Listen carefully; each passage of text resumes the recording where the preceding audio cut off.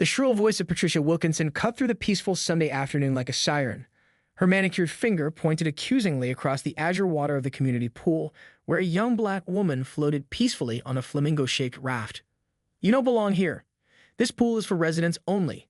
Patricia's voice trembled with self-righteous indignation, her designer sunglasses slipping down her nose as she fumbled for her phone. "I know everyone who lives in Oakwood Estates, and you are not on my list." The woman on the raft, Dr. Amara Johnson, slowly lifted her sunglasses and fixed Patricia with a calm stare that betrayed only the slightest hint of weariness. She'd been through this before. As the head of cardiology at Memorial Hospital, Amara had purchased her luxury townhome in Oakwood Estates 3 months ago, attracted by the very pool she was now being accused of trespassing in. "I moved into 227 Maple Drive in March," Amara replied evenly, letting her raft drift toward the pool's edge. "I believe we met at the spring mixer. I brought the mango salsa." Patricia's mouth tightened into a thin line as she tapped furiously at her phone. "I'm calling the police. We've had problems with outsiders using our amenities. It diminishes property values." Two other residents lounging nearby exchanged uncomfortable glances. One of them, Bill Henderson, cleared his throat. "Pat, I think she's the doctor who moved into the Matthews old place." Patricia waved him off dismissively. "I'm the HOA secretary. I know exactly who belongs here." As if to emphasize her authority, Patricia straightened the lapel of her linen blazer, inappropriate poolside attire that nonetheless broadcast her self-appointed status. The gold HOA pin glinted in the sunlight as she turned away to speak into her phone. "Yes, there's an unauthorized person refusing to leave our private community pool. Yes, I've asked her to leave. No, I don't feel threatened, but rules are rules." Amara calmly exited the pool, water cascading off her athletic frame as she reached for her towel and the leather portfolio tucked safely in her beach bag. By the time Patricia turned around, Dr. Johnson stood wrapped in her towel, holding her house keys and HOA membership card.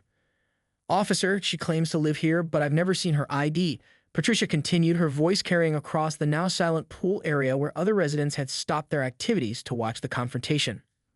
Amara extended her hand toward Patricia. "Would you like to see my ID now, or would you prefer to explain to the police why you're harassing a homeowner?" Patricia's cheeks flushed crimson. The HOA handbook clearly states that all residents must display their pool passes visibly at all times. Amara nodded toward the portfolio in her hand. "My pool pass is right here with my property deed. Would you like to see them both?" The wail of approaching sirens cut through the tension. Patricia's eyes widened as she realized what was happening. This wasn't going to end the way she had planned. The police were actually coming, and now she would have to explain why she had called 911 on a legitimate resident who happened to be black. The other pool-goers were now openly staring, their expressions ranging from embarrassment to disgust. Patricia's authority was evaporating under the hot summer sun, and she knew it. Two police officers, one young and eager, the other older with salt and pepper hair and tired eyes, approached the pool gate with measured caution. The younger officer's hand instinctively hovered near his holster, a detail that didn't escape Amara's notice. Patricia strode toward them, her sandals slapping against the concrete. "Officers, thank you for coming so quickly. This woman refuses to leave our private property." The older officer, Sergeant Reynolds, according to his nameplate, surveyed the scene with practiced neutrality. "Ma'am, what seems to be the problem here?" Before Patricia could answer, Bill Henderson rose from his lounge chair. "There's been a misunderstanding, officers. Dr. Johnson here is a resident. She bought the Matthews place a few months back." Patricia's head whipped around. "You don't know that for certain, Bill. As HOA secretary, it's my responsibility to verify." "I have my identification right here," Amara interrupted calmly, extending her portfolio. "My deed, driver's license, and pool pass. I've lived here for 3 months." Sergeant Reynolds accepted the documents, reviewing them with a slow, deliberate nod while his partner kept his eyes moving between the two women. The tension around the pool was palpable. A child whispered too loudly to his mother, asking why the police were talking to the lady on the flamingo raft. "Everything appears to be in order, Dr. Johnson," Sergeant Reynolds said, returning her documents. "You are indeed a legal resident entitled to use these facilities." Patricia's face contorted with disbelief. "Let me see those papers. The HOA bylaws clearly state that all new residents must be formally introduced at a meeting before." "That's not in the bylaws, Patricia," interrupted a new voice. Eleanor Daniels, the HOA president, approached from the clubhouse, her expression thunderous. "I received 3 texts about this incident." Patricia paled slightly but held her ground. "Eleanor, as secretary, I'm simply enforcing our community standards. The woman didn't have her pass displayed." "Neither do you," Eleanor pointed out, gesturing to Patricia's bare neck where a lanyard should have been. And I don't see your pool towel on your chair, which Regulation 15B clearly requires for reserving seating. Several residents snickered. Patricia's authority was crumbling by the second. The younger officer shifted uncomfortably. Ma'am, did you inform the 911 dispatcher that this was about a pool pass? Patricia's mouth opened and closed. I reported an unauthorized person. You reported a black resident using her own community pool, Amara stated flatly. Let's call this what it is. A hushed silence fell over the gathered crowd. Even the splashing in the shallow end ceased. Eleanor cleared her throat. Officers, I apologize for this waste of your time. Dr. Johnson is a valued new member of our community. Sergeant Reynolds nodded, jotting something in his notepad. We'll need statements from both parties. Also, Ms. Wilkinson, you should be aware that misuse of emergency services can result in fines or charges. Patricia's indignation morphed into alarm. Charges? I was performing my duty as HOA secretary. Actually, Eleanor interjected, the board never authorized you to perform identity checks on residents. That's not within your scope of responsibilities. Patricia's carefully constructed authority fortress was crumbling. The whispers around the pool grew louder, and she noticed her allies falling silent or actively distancing themselves. Perhaps, Sergeant Reynolds suggested diplomatically, you ladies could sort this out through proper HOA channels. Dr. Johnson, would you like to file a formal complaint? Amara considered this for a moment, watching Patricia's facade of righteousness dissolve into naked fear. I'll need to think about that, she replied, wrapping her towel around her waist with deliberate calm. The emergency board meeting of Oakwood Estates FOO convened 48 hours after the pool incident. The usually half-empty community room now overflowed with residents, forcing the maintenance staff to bring in extra folding chairs from storage. The air conditioning struggled against the body heat of 60-plus homeowners crammed into a space designed for 30. Patricia sat rigidly in the front row, her posture perfect, her linen pantsuit unwrinkled despite the summer humidity. Her eyes remained fixed on her color-coded binder of HOA regulations, pointedly avoiding the stares burning into her back from neighbors who had witnessed Sunday's confrontation or heard about it through the community's lightning-fast gossip network. Eleanor Daniels called the meeting to order with 3 sharp raps of her gavel. As you're all aware, we've convened this emergency session to address the incident at our community pool this past Sunday and to review our security protocols moving forward. Patricia's hand shot up immediately. Eleanor pretended not to see it. Before we begin official proceedings, I'd like to welcome Dr. Amara Johnson, who many of you haven't had the pleasure of meeting yet. Dr. Johnson is the new head of cardiology at Memorial and moved into Unit 227 this spring. Amara nodded politely from her seat in the third row, acknowledging the smiles and waves from neighbors who suddenly seemed eager to establish their non-racist credentials. She wore a simple blazer over a blouse, her professional attire a stark contrast to the casual summer clothes of most attendees, a subtle reminder of the status she held outside Oakwood Estates' insular world. Patricia's hand remained stubbornly aloft, her fingertips whitening with effort. Now, regarding Sunday's events, Eleanor continued, the board has reviewed statements from the responding officers and witnesses. We've also consulted our attorney regarding potential liability issues. A murmur rippled through the crowd. The word lawsuit floated above the assembly like a storm cloud. I move that we table this discussion until we can review the bylaws thoroughly. Patricia interjected, unable to contain herself any longer. As secretary, I was acting within my authority to verify. Your motion is out of order, Patricia, Eleanor cut in, her voice sharp. You're not recognized to speak yet. And I should note that the executive board met yesterday and has temporarily suspended your secretarial duties pending review. The room fell silent. Patricia's face flushed deep crimson, clashing with her peach lipstick. This is outrageous, she sputtered. I've served this community faithfully for 4 years. I've organized the Christmas lighting contest, a spring cleanup, and called the police on a legitimate resident, someone called from the back of the room. Eleanor rapped her gavel. Please, let's maintain order. We're here to discuss policy, not to assign blame. But blame had already been assigned in the court of community opinion. Patricia could feel it in the empty chairs beside her and the way longtime allies averted their eyes when she entered the room. Our attorney has advised, Eleanor continued, that individual HOA members acting without board approval could expose the entire association to significant legal liability. Therefore, effective immediately, only security personnel hired by the HOA may request identification from residents using our facilities. Amara watched the proceedings with measured interest. Her presence wasn't motivated by vengeance, but by something more pragmatic, ensuring this wouldn't happen to the next person who didn't fit Patricia's mental image of an Oakwood Estates resident. Additionally, Eleanor added, the board proposes implementing diversity and inclusion training for all committee chairs and board members. Patricia's color drained rapidly. Surely that's unnecessary, she protested. This was about following procedures, not. I believe Dr. Johnson would like to address the assembly, Eleanor interrupted, nodding toward Amara, who had raised her hand. All eyes turned to her as she rose gracefully from her seat. Amara surveyed the room with the same measured calm she maintained during medical emergencies. Thank you for allowing me to speak. I didn't move to Oakwood Estates looking for conflict. I chose this community for its proximity to the hospital, its security, and yes, its amenities. She paused, her gaze briefly meeting Patricia's before continuing. Sunday wasn't the first time I've been questioned about my presence in spaces where I belong. It was, however, the first time police were called without anyone simply asking for my name or introducing themselves as a neighbor. Patricia shifted in her seat, her knuckles white against her binder. The room remained uncomfortably silent. I considered my options carefully, Amara continued, filing a formal complaint with authorities, pursuing civil action. But ultimately, I've decided what I want is assurance that this community recognizes all its members, regardless of what they look like. Eleanor nodded solemnly.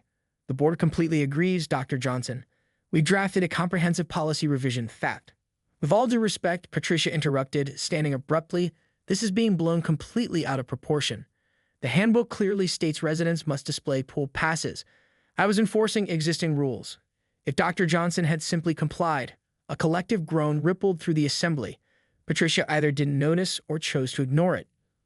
Furthermore, she continued, voice rising, as someone who has dedicated countless volunteer hours to maintaining property values in Oakwood Estates, I refuse to sit here and be painted as some sort of. Karen, someone muttered, just loud enough to be heard. Laughter erupted, quickly stifled as Eleanor banged her gavel repeatedly. That's enough. Patricia, please take your seat. This isn't a trial, it's a policy discussion. But Patricia remained standing, her carefully constructed facade finally cracking. This is a witch hunt. I've spent years protecting this community from rule breakers and outsiders. Whether Rodriguez family wanted to paint their door that garish red, who stopped them? When the Pavels tried to build that monstrosity of a pergola, who enforced the aesthetic guidelines? The room grew uncomfortably quiet as Patricia inadvertently revealed a pattern that many had suspected but few had directly challenged. Martin Rodriguez, a longtime resident, stood up from the back row. That garish red was specifically chosen to honor my late mother's Mexican heritage. The color was within the approved palette, but you personally harassed us for weeks until we gave up. From another corner, Deepak Patel added, and our monstrosity pergola had been approved by the architectural committee. You were the only one who objected. Patricia looked around frantically, searching for allies, but found only averted gazes or outright hostility. Her self-image as Oakwood's diligent protector was disintegrating before her eyes, reframed as something far less flattering. I was simply following procedures, she stammered. No, Eleanor said firmly. You were creating your own. The board reviewed your communications over the past year, Patricia. You've been sending violation notices without board approval, threatening fines you have no authority to impose, and selectively enforcing rules based on questionable criteria. Amara watched the scene unfold with a medical professional's detachment. This wasn't about humiliating Patricia. It was about lancing a boil that had been festering in the community for years. I moved, said an elderly gentleman from the middle row, that we accept the board's new security protocols and accelerate the diversity training proposal. Seconded, called multiple voices. Eleanor nodded. All in favor? A forest of hands rose throughout the room. Opposed. Patricia's lone hand trembled in the air, a solitary flag of defiance that only highlighted her isolation. The summer heat intensified over the following week, but Patricia Wilkinson's world had gone cold. Her morning power walks through the neighborhood, once opportunities to spot and document violations, now felt like walks of shame. Neighbors who previously greeted her with deference now offered only tight smiles or awkward nods before becoming intensely interested in their landscaping. Patricia stood at her kitchen window, coffee cup clutched in both hands, watching as Amara Johnson loaded medical texts into her car before departing for the hospital. The doctor had a certain grace that Patricia reluctantly admired, the way she carried herself, confident but not showy, professional without being aloof. The chime of Patricia's phone interrupted her thoughts. A new email from the HOA board. Her formal censure had been finalized, requiring her to step down from all committee positions for at least 6 months. She was also mandated to complete the diversity training course before being reconsidered for any leadership role. Patricia's first instinct was outrage. She began drafting a scathing response, fingers flying across her phone screen, but stopped mid-sentence. A flicker of uncomfortable self-awareness gave her pause, a rare sensation for Patricia Wilkinson. What exactly was she fighting for? The right to determine who belonged? the power to enforce rules that somehow always seem to affect certain residents more than others. She deleted the draft and set her phone down, turning instead to the pile of mail she'd been avoiding: bills, catalogs, and an unmarked envelope that contained a printout of a social media post. Someone had filmed the pool confrontation, and the video, captioned "Karen calls 911 on Black doctor using her own pool," had gone viral. The comments section was a tar pit of public condemnation. Patricia sank into a kitchen chair, the reality of her new infamy settling heavily upon her shoulders. Her carefully maintained image as Oakwood's vigilant guardian had been recast as something ugly, something she wasn't ready to see in herself. The doorbell rang, startling her from her spiral of self-pity. Through the peephole, she was shocked to see Eleanor Daniels standing on her porch, manila folder in hand. "Eleanor," Patricia said stiffly after opening the door, "if you're here to deliver more bad news, I've had my fill for the day." Eleanor's expression remained neutral. "May I come in? This is an official AOA business." Patricia reluctantly stepped aside, leading Eleanor to her immaculate living room where decorative pillows were arranged with geometric precision. "The diversity training starts next Tuesday," Eleanor said without preamble. "I thought you might want to know that attendance will be anonymous. No one needs to know you're there unless you choose to share that information." Patricia's brow furrowed. "Why would you offer me that courtesy?" Eleanor sighed, setting her folder on the coffee table. "Because public humiliation doesn't foster growth, Patricia. And despite everything, I believe you care about this community." "I do," Patricia insisted, her voice suddenly thick. "Everything I've done was to protect our property values, our standards."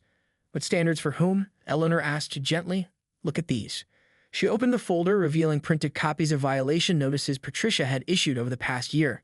They were organized by address, with resident names highlighted. "Rodriguez, Patel, Washington, Kim, Diaz," Eleanor read aloud. "Do you notice a pattern?" Patricia stared at the papers, an uncomfortable heat rising in her chest. That's coincidental. They were legitimate violations. Were they? "The Andersons have had a basketball hoop in their driveway for 3 years. The Miller's fence is 2 inches higher than regulation. Neither has received a single notice from you." The silence that followed was deafening. Patricia had no ready defense, no procedural justification to hide behind. "I'm not asking you to admit anything today," Eleanor said, rising to leave. "Just consider attending the training with an open mind. You might be surprised by what you learn about Oakwood and about yourself." After Eleanor left, Patricia returned to her window, watching as the late afternoon sun cast long shadows across her perfectly maintained lawn. For the first time in years, she questioned whether her vision of an ideal community had been fundamentally flawed all along. The diversity training session was held in the same community room where Patricia had faced her public reckoning the week before. She'd arrived 15 minutes early, as was her habit, only to find herself paralyzed in her car, unable to make the walk across the parking lot. What if people pointed and whispered? What if they asked why she was there? Worse still, what if Amara Johnson was inside? Patricia had nearly convinced herself to drive back home when she spotted Martin Rodriguez walking toward the building. Their eyes met through her windshield, and Patricia braced herself for hostility. Instead, he gave her a simple nod. Not friendly, but not condemning either. Just acknowledgement. Something about that small gesture gave Patricia the courage to exit her vehicle. The training facilitator, Dr. Renee Watson, was a professor of sociology from the local university. She wore a bright yellow dress that somehow made the fluorescent-lit room feel warmer, and she greeted each participant with the same genuine smile, Patricia included. "We're not here to point fingers or assign blame," Dr. Watson began once everyone was seated. "We're here to understand how unconscious biases shape our perceptions and actions, often without our awareness." Patricia sat stiffly in the back row, notepad ready as if preparing for a lecture on proper hedge maintenance rather than her own prejudices. But as Dr. Watson continued, something unexpected happened. The defensive wall Patricia had built began to show hairline cracks. "We all have biases," Dr. Watson explained. "They're shortcuts our brains take based on our experiences, upbringing, and the media we consume. The problem isn't having biases. It's failing to recognize and question them." Patricia found herself reluctantly nodding. She thought of her father, a real estate developer in the 1970s, who spoke of maintaining neighborhood character in coded language she'd inherited without examination. The workshop continued with exercises that left Patricia increasingly uncomfortable. In one activity, participants were shown photos of people and asked to make quick judgments about their professions. Patricia had assigned the image of a black man in casual attire as a delivery driver, rather than what he actually was, a pediatric surgeon. During the break, Patricia stood alone by the refreshment table, stirring her coffee with mechanical precision. She felt exposed, as if the exercises had peeled back layers of self-deception she cultivated for years. "It's not easy, is it?" came a voice beside her. Patricia turned to find Eleanor pouring herself tea. What isn't? Seeing ourselves clearly, Eleanor replied, I've been on the board for 5 years, and I never once questioned why our violation notices skewed the way they did. I was complicit through inaction. Patricia's hand trembled slightly, sloshing coffee onto the tablecloth. I never thought of myself as she couldn't bring herself to say the word. Few people do, Eleanor said gently. That's what makes it so insidious. When the session resumed, Dr. Watson guided them through scenarios specific to community associations. One example detailed a situation eerily similar to what happened at the pool. In this case, Dr. Watson asked, what could have been done differently? Patricia found herself raising her hand before she could reconsider. All eyes turned to her, and she felt her chest tighten. She could have introduced herself first. Patricia began hesitantly. Asked the person's name, welcomed them to the community. If there was a genuine concern about pool passes, she could have mentioned the policy generally, not accusingly. Dr. Watson nodded encouragingly. Excellent points. Building community requires connection before correction. Patricia wrote those words in her notebook, underlining them twice. Connection before correction. Such a simple concept, yet it had never been part of her approach to community management. As the session concluded, Patricia gathered her things slowly, allowing others to file out before her. She wasn't ready to face casual conversation, not with her thoughts in such turmoil. But as she finally headed for the door, she found Amara Johnson waiting in the hallway. Patricia stopped short, her notebook clutched to her chest like a shield. The hallway suddenly felt too narrow, the air too thin. She had rehearsed countless conversations with Amara in her mind. Apologies, justifications, explanations, but faced with the actual moment, words evaporated. Amara wore hospital scrubs beneath a light jacket, her ID badge still clipped to her pocket. She had clearly come directly from a shift. Dr. Johnson, Patricia managed, her voice uncharacteristically small. I didn't expect to see you here. I just finished meeting with Dr. Watson about establishing a recurring community dialogue series, Amara explained, her tone professional but not cold. The board approved the proposal yesterday. Patricia nodded stiffly, searching for the right words and finding none that seemed adequate. A silence stretched between them, weighted with unspoken tensions. I heard you participated today, Amara finally said. That couldn't have been easy. Patricia blinked in surprise. She'd expected recrimination, not acknowledgement. It wasn't, she admitted, but perhaps it was necessary. A maintenance worker passed through with a vacuum cleaner, momentarily filling the awkward silence with mechanical noise. Would you have a moment for coffee? Amara asked once they were alone again. There's a place just down the street. 20 minutes later, they sat across from each other at a corner table in Maple Street Cafe, steam rising from ceramic mugs between them. The afternoon crowd was thin, affording them an unexpected privacy. I need to say something, Patricia began after taking a fortifying sip. What happened at the pool was inexcusable.